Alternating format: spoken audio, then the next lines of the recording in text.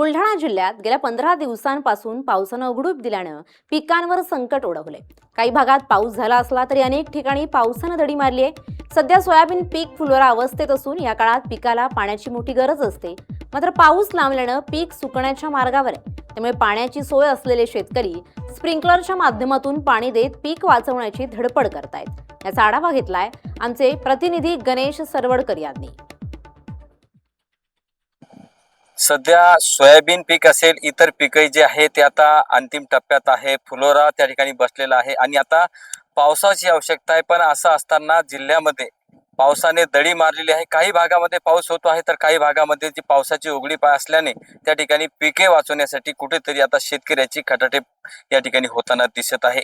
आपण माझ्या मागे पाहू शकता की ज्या ही सोयाबीन आहे या शेतामध्ये, या शेतातील सोयाबीन आता फुलोरा अवस्थेत आहे। आता फुलं त्यांची बसण्याची स्थितीमध्ये आहेत आणि अशा वेळेस पावसाची फार मोठी आवश्यकता होती, कारण त्याचा उत्पन्नावर परिणाम होतो। जर पाऊस चांगल्या पद्धतीने असला तर निश्चितपणाने त्याचा उत्पन्नात वाढ होत असते। पण असं असताना आता पावसानं दडी मारल्यामुळं कुठेतरी स्प्रिंकलरनं या ठिकाणी पाणी देण्यासाठी शेतकरी जो आहे तो या ठिकाणी मेहनत घेतो आहे आणि यामुळे कुठेतरी आपल्या उत्पन्नामध्ये घट होणार नाही, हेच या ठिकाणी शेतकऱ्याची मानस असते। आणि यातूनच तो आता या ठिकाणी शेतकऱ्याने पाईप लावलेले आहेत आणि स्प्रिंकलर जे आहे ते स्प्रिंकलर सुरू केलेले आहे आणि कुठेतरी आपलं पीक वाचवण्यासाठी धडपड जी आहे ती शेतकऱ्याची आहे। परत एकदा या जिल्ह्यामध्ये पावसाचा लहरीपणा जो आहे तो दिसतो आहे। या पावसाच्या लहरीपणामुळे कुठेतरी आता या सोयाबीन उत्पादनावर परिणाम होतो का, असेच काहीसे चित्र या ठिकाणी झालेलं आहे। आपल्यासोबत काही कास्तकार या ठिकाणी आहे ज्यांनी या शेतामध्ये स्प्रिंकलर सुरू केलेलं आहे।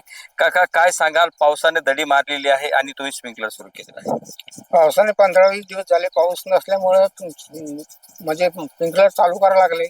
आता आमच्याजवळ पाणी आहे म्हणून आम्ही चालू केले, पण ज्याच्याजवळ पाणीच नाही, काहीच नाही, व्यवस्था नाही, त्याची माझी फार फजिता आहे। आणि ते येतात आणि शेतात पाहतात आणि ते फुलं गळून राहिले, काही म्हणजे कोमावून राहिले, काही म्हणजे गळून राहिले, त्याच्यामुळे समजा नुकसान होणार आहे असं ते शक्यता दिसते। LS मराठीसाठी गणेश सरवडकर, बुलढाणा।